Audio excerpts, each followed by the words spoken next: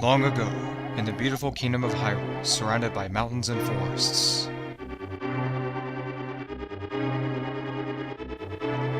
legends told of an omnipotent and omniscient golden power that resided in a hidden land.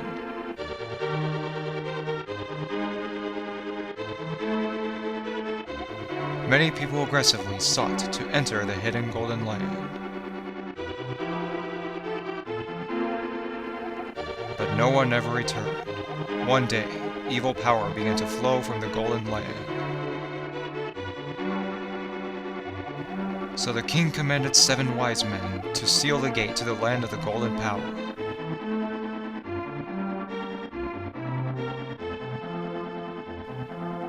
That seal should have remained for all time.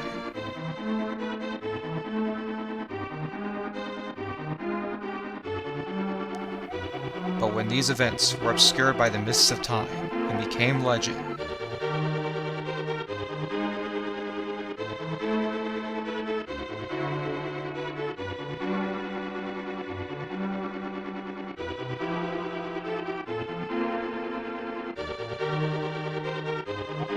a mysterious wizard known as Aghanim came to Hyrule to release the seal.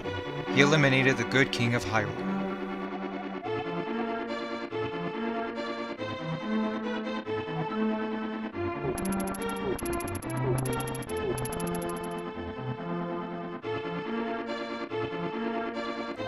Through evil magic, he began to make descendants of the 7 wise men vanish, one after another.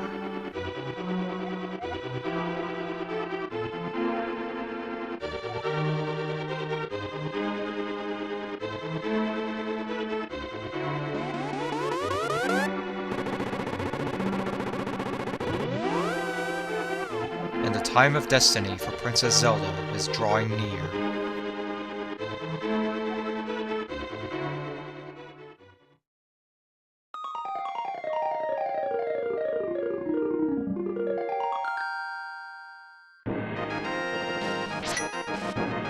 Hey everybody, it's Highly Alchemist, and welcome to Let's Play The Legend of Zelda: A Link to the Past. Now, I know you guys are probably thinking, well, Tyler, what's going on? I thought you were gonna do Zelda II: The Adventure of Link next, so why are you doing this game now? Well, simply because fuck Zelda 2. Yes, I hate the game as much as the game hates me. Okay, no, I don't really hate the game, but I didn't want to do a Let's Play of Zelda 2 because, well, let's be honest here, the game is just horrendous with the difficulty, and I actually tried to make attempts for Zelda 2, but it was just way too much there. And if I were to do a Let's Play, it's gonna be a very terrible one because, well, I know it's not because of my playing skills, just because of how fucking difficult the game is. But still, it's gonna contain a lot of fails, and I didn't really want that, so I decided, hey, you know what? I think I should just go ahead and skip that game and move straight to Link to the Past. Which, by the way, is a much more convenient game than even Zelda 1, and I'll go ahead and, well, I'll explain why in a little bit. So, our uncle right here just left the house and he wants us to stay in the house, but we're gonna disobey his orders anyway. We'll just swipe the lamp from him. Well, assuming if it's actually his lamp. And of course, we're still probably going to use it even in the rain. And yet the fire is still not coming out. So, video game logic at its finest, ladies and gentlemen. Alright, so by pressing the X button, we have the entire map of Hyrule. And yes, unlike Zelda 1, where, well, if you could just call it a map, it's merely just a gray box. It's supposed to be the map, but I really don't believe it as much.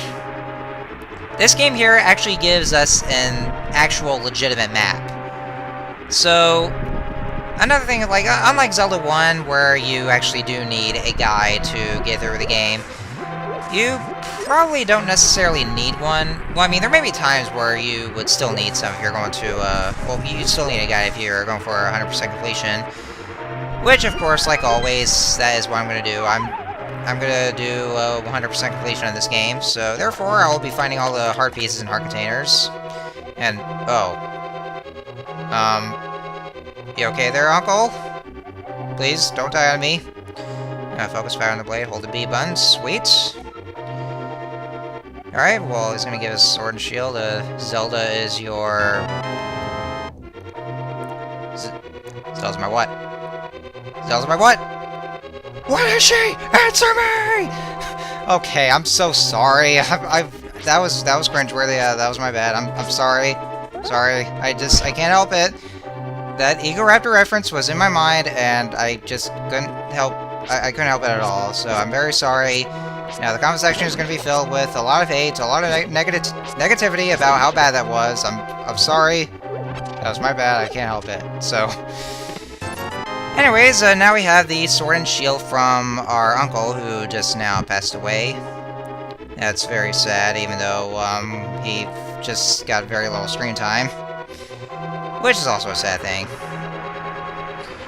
So with that, I should go ahead and explain that, unlike Zelda 1, yeah, I know, I keep saying that a lot, while just comparing this game with the first one, but, you know, I can't help it either. But, again, unlike Zelda 1, where Link would just, you know, thrust his sword, Link actually swings his sword this time around, so it's for a much better range when attacking. So it's actually a great step in the right direction, what they did there. Not just that, though, like in, well, I'm not sure if, no, wait, I don't think you can in that game either. If you just hold down the B button, then you can do the spin attack, which also attacks in a wider radius. And so we are now in Hyrule Castle, and by the way, I like this music, the music that's playing here. I gotta say, this game really does have an amazing soundtrack. Well, you know, a lot of Zelda games have great soundtracks, I should say. But this is also one of my favorite soundtracks. Well, next to Majora's Mask, though, which also does have, well, not only is it just, you know, comes off as creepy, but also quite depressing and melancholy. But well, more on that once we get to Majora's Mask. And oh, hey, what's this here? I just got a burrito. Okay then, well, I didn't know the castle was apparently hiding burrito, so let's take a look through that burrito. Okay, well, it's actually a dungeon map, but you know, the way it looks in this game, it's right. It looks a lot like a burrito, doesn't it? It really does. So I guess from now, let's just call it burrito. What do you say? Sound good? Good. Oh my god, I love doing that right there. Especially when you get to just throw or pick up these pots and throw them at the enemies or these soldiers. And yeah, that is what they're called, these Hyrule soldiers.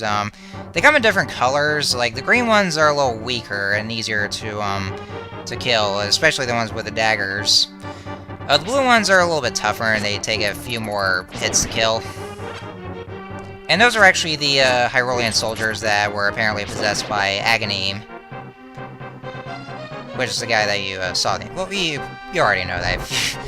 This is the first episode, so you guys already know about that. I don't need to repeat myself like I keep having the habit of doing for some reason. Let's see what's in this chest that's right here. There's another key, and we have a boomerang. And yeah, for what it says here, if you just press the start button to bring down the item screen, if you just select the item that will be in your inventory, and you press the Y button, then that's when you use the item. Yeah, the Y button is like, it's basically just your item button. And the A button, well, it's pretty much for nothing except just reading signs or talking to people, and yeah, I'm going up there for some reason, even though, well, I just want to check things up there. But there's really nothing of interest up there. Well, you're gonna have to need that shortcut, or you're gonna need that shortcut at some point, which we'll get to eventually. But yeah, like I was saying before, like, in this game, this is actually the first game where you can pick up stuff and throw them, like the patches of grass and the pots. And I especially love throwing pots at these, at the soldiers, or enemies in general. I especially love how, like, in the animation where you can just knock them off into the bottomless pit, and they'll just, like, they'll just run for dear life, and then they just fall down. I love that. It's hilarious. Alright, so here is our quote-unquote mini-boss. Just, well, the ball and chain soldier. Oh, he's such a tough guy. What do we do? Well, just throw pots at him, and he's done for. Now we have reached Princess Zelda. Alright, so at this point, this is actually our, well, one of the couple of escort missions that we'll do. Unlike a lot of escort missions that I know, and trust me, I am not a fan of escort missions in video games. Trust me, I'm not. But I'll give this one an exception, though. It's not a bad one at that. Because basically all Zelda will do, like, nothing will happen to her. She'll just tag along with you. I mean, you do have to escort her to a safe place and just escape from the castle. But like I said, it's not a bad escort mission. I mean, it's not like Ashley in Resident Evil 4, per se. So, I think since we're kind of getting started here, I'll go ahead and, well, if I say this right now, there's going to be a very huge debate in the comments. I'm going to tell that right now, so I'm going to be ready for it in 3, 2, 1, go. Now, there's been quite a, well, there was a really big debate about, like, you know, people comparing this game to Ocarina of Time. Like, you know, you've seen a lot of videos about that. There was, Egoraptor's sequelitis between, Ocarina of Time and A Link to the Past. There was also, Brenda Floss's Ocarina of Time with lyrics, although, that one actually really does have a nice message to it, I should say. I mean, it's really like, you know, it's like they're acting like they're just fighting over their opinions in the games, but at the end of the video, it does give us a really nice message to it, I should say. And then there's also MatPat of Game Theory's video about those games as well. And you know, there's a lot of videos. Like, I know that this game is very popular for its time. There's, well, even to this day, there's like tons of fans of A Link to the Past. Well, you know, because they grew up with this game. But then, like, you know, you'll keep running into a lot of people who will say that, you know, which game is better, either A Link to the Past or Ocarina of Time. As much as I really hate to go into those debates, I will just go ahead and say this right now. And it's gonna be it's gonna cause a flame war, I should say, but I guess I'll just go ahead and swallow my pride right now. I actually kind of enjoy Ocarina of Time more than this game. Now, don't get me wrong, though. Do not get me wrong. I really, really do enjoy this game a lot. I love A Link to the Past. Well, I mean, you know, it's not... I wouldn't say it's my most favorite. Well, but it kind of is up there. Not exactly part of my Triforce favorite Zelda games, which I'll go and explain now. My Triforce of Zelda games would be, or favorite Zelda games would be Majora's Mask, A Link Between Worlds, and, well, actually Ocarina of Time would come second, and then after that's Link Between Worlds, which, yeah, of course, I freaking love A Link Between Worlds. But, you know, this game does hold a special place in my heart, I'll just say. I enjoy it, I can always go back to it, but I'll go ahead and say this now that I do enjoy Ocarina of Time more.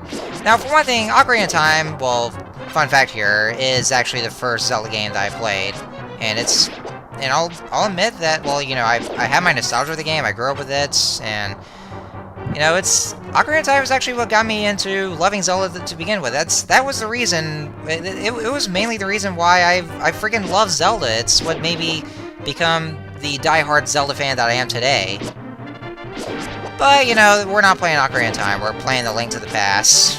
So, more on that once I get to Ocarina of Time. Well, of course, after I get through with Link's Awakening. Spoiler alert, I will be doing Link's Awakening after this game. Well, not my next LP, though.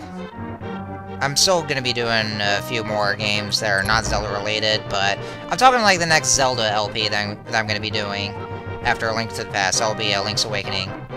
Then we'll do Ocarina of Time. So I'm sure that also sounds good. But like I said, though, one more time, though, I still do enjoy this game to this day. But I still don't want to go into any of those debates about, between this game and Ocarina of Time. But, you know, that's my opinion. I'm entitled to my opinion, so don't attack me for it. Well, I know you're gonna attack me anyway, but still. We actually kind of went, like, a little farther into, Hyrule Castle. Now we're in the sewers. And I haven't actually gone over the enemies right now. I've already gone over the soldiers. Yeah, those right here are the rats. And, yeah, I'm not joking right here. They don't even have the special names like most of the enemies in Zelda. They actually are called rats. Unlike the other couple enemies that we ran into, the bats that we ran into, they're called keys. And they have been around since Zelda 1, as we already know. And the other enemy, they are not snakes, they're ropes. So, therefore, in the Zelda universe, those objects with these, with all the strands that they're tied to a knot, they're called snakes. The more you know. So... But I'm pretty sure we're just about getting close to our destination. I mean, this is very much of a straightforward, well, I guess you could say... Well, I guess you can say dungeon. Yeah, I think it may as well be a dungeon, but... You know... Unlike the other dungeons that we're gonna go to, it's very linear, so it's not that bad here. I mean, this is the beginning of the game, so... Of course, this dungeon's gonna be, like, pretty much linear. Well, at this point, at least. But I think we're just about getting close, and yeah, I know there's a crack right there in the wall, and it looks oddly suspicious for some reason. But sadly enough, we do not have the particular item to break that wall open, so that is very sad. Guess we'll have to come back for it later. At some point. I don't know when. We'll just have to wait and see. And yes, from the looks of that green background here, it looks like we're just about getting pretty close to the destination where we need to take, where we need to take Zelda.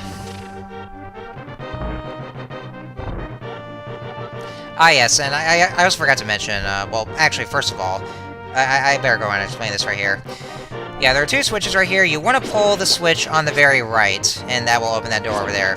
If you pull the switch on the left, however, then ropes will rain down on you, and you'll have to fight them first. And now we have made it to the Sanctuary. Now, I'm gonna go ahead and, and explain something else here. I will say, though, like, you know, the music that was, that was played when we rescued Zelda, that was Zelda's Lullaby. And yes, one thing that could be kind of annoying about when it comes to certain fanboys of some Zelda games, and I know it's hypocritical of me to say that, because, you know, technically I'm a Zelda fanboy too, but not in a very biased sort of sense. I mean, I'm very rational about it. Don't worry. I'm very rational when it comes to my opinions, but I still won't deny that I'm a very big Zelda fan. But like Zelda's Lullaby was playing when we rescued Zelda. A lot of people say that it was first heard in Ocarina of Time. No, this is actually the first game where Zelda's Lullaby was heard, just because it was an Ocarina song in Ocarina of Time. So I just want to throw that out there. And now we got our heart container from this chest, even though we have not defeated a boss, unlike other Zelda games where we just get heart containers after a boss is done or a dungeon is done. So, anyhow, I guess that should do it. We just found our next destination. We should look for this one early man named Sahasrara. Okay, that's a very weird pronunciation, but hey, whatever, we'll go with it. Unless I can probably think of a better name. Well, if you guys know of a better name for the old man that we're gonna meet, let me know in the comments if you can think of one. Otherwise, I'll just have to look for one myself, and I'll decide for myself. So, what do you say? I bet that all sounds good. I think it does. So, anyway, next time on Let's Play The Legend of Zelda: Link to the Past, we are going to our next destination is going to be in Kakariko Village, and well, of course, as I already mentioned, we're going to be finding that the old man. I'll just call him that right now. So, well, if that's where his part was, will probably that's where he's gonna. Okay, well, I can't speak today for some reason. I better go and end this off now before it gets any worse. So, see you guys in the next episode.